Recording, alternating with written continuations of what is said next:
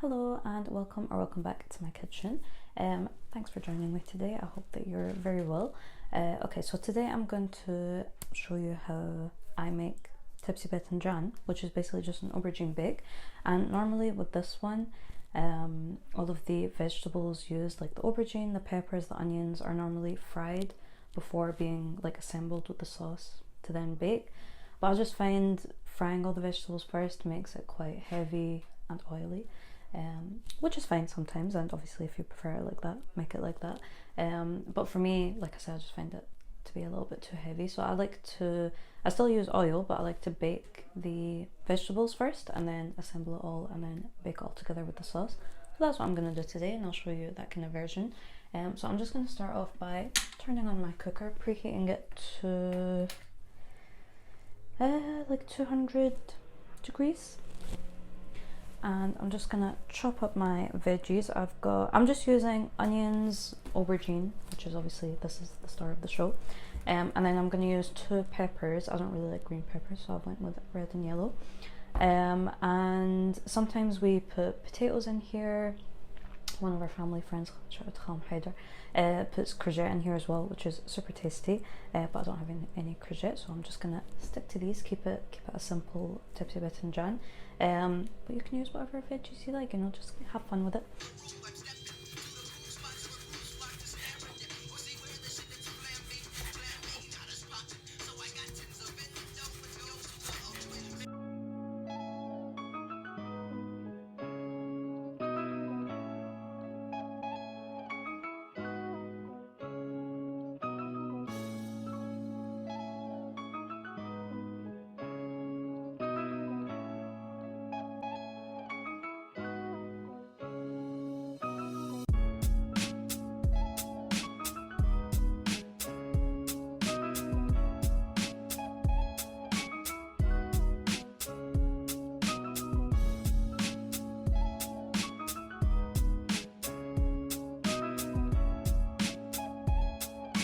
Okay, so now I'm just gonna coat the vegetables in some oil and some salt, and then I'm gonna bake them. I'm probably gonna need to do this in a couple of batches because I've got quite a lot going on. So yeah, I'm just gonna stick a bit of salt in there. And normally I would just use olive oil, but for some reason we have this rapeseed oil in the cupboard, and I'm trying to get better at using stuff up that we actually have rather than buying new stuff. So I'm just gonna stick that in there. That is quite a bright yellow color. That's fine, I'm sure it's all good. Okay, I'm just gonna go with that for now, and then in the next batch I'll roast the rest of the aubergine and the peppers. And like I said, I did actually have the heat at 200 degrees, but I've just brought it up to 220 degrees. Between 220 and 230 degrees, just because I think that will be better for the roasting.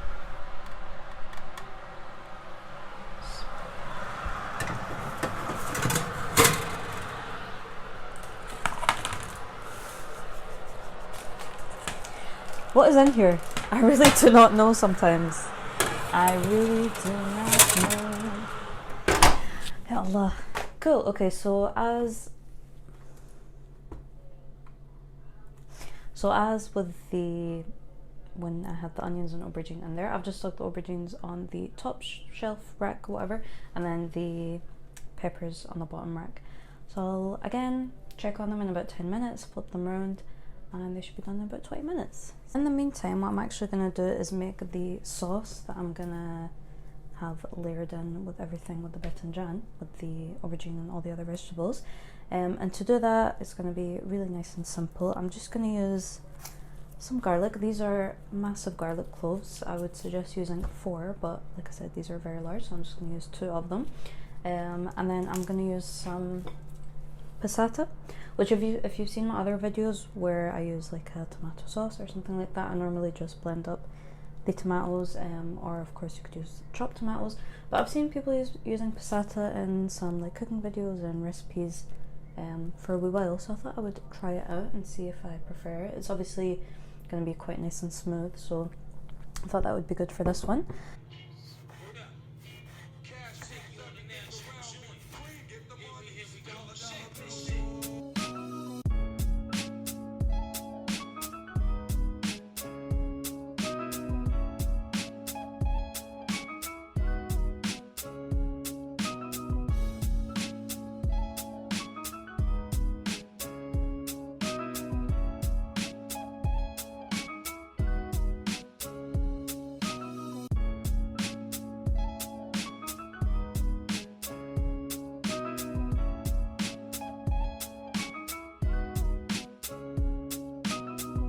So I've just taken the passata off the heat for a wee second. I was just letting it boil for a couple of minutes with the lid on just so I don't get splattered. And I'm just gonna season it with some salt.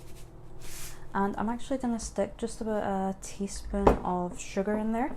Just about a teaspoon or so. Okay.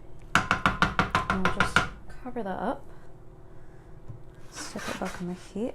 And I'm just gonna actually reduce that to a simmer, or number 2, and I'm just gonna let that cook for maybe like 20 minutes or so. I think it's one of those things, the longer you let it cook and develop, the tastier it will be. So yeah, I'll just basically let it cook until I'm ready to assemble everything.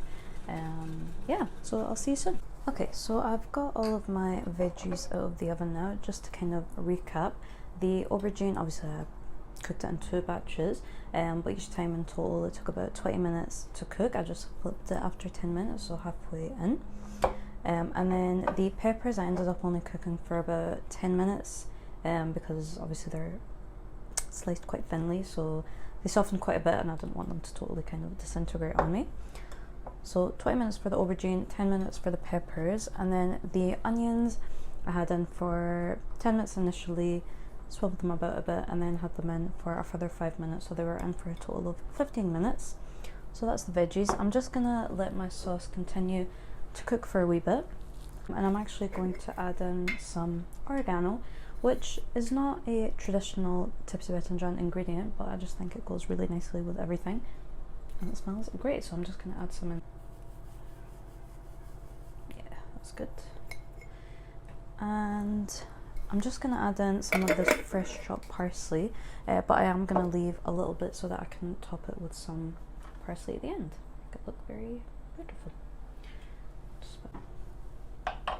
I'm just going to cover that up again, stick it back on the heat, and let it simmer for maybe just another 10 minutes or so, and then I'll assemble everything and stick it in the oven for a final bake. So I'll see you in a bit.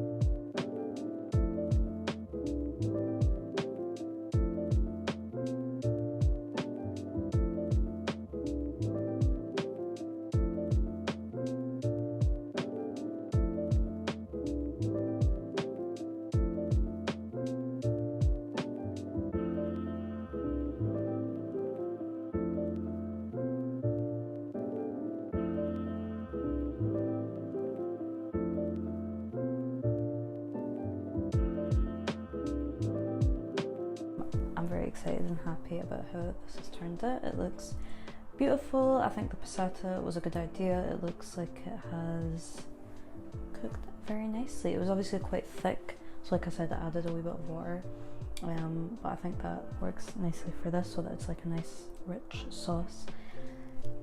I'm just excited. I'm gonna try not to go on and on as I normally keep doing, but yeah, I'm very excited about this. I feel like the addition of the oregano made it seem like a bit of an Italian dish, which I guess this easily could be, but like I said, oregano isn't really a traditional ingredient in this dish, but obviously if it tastes good, I'm gonna add it in, why not?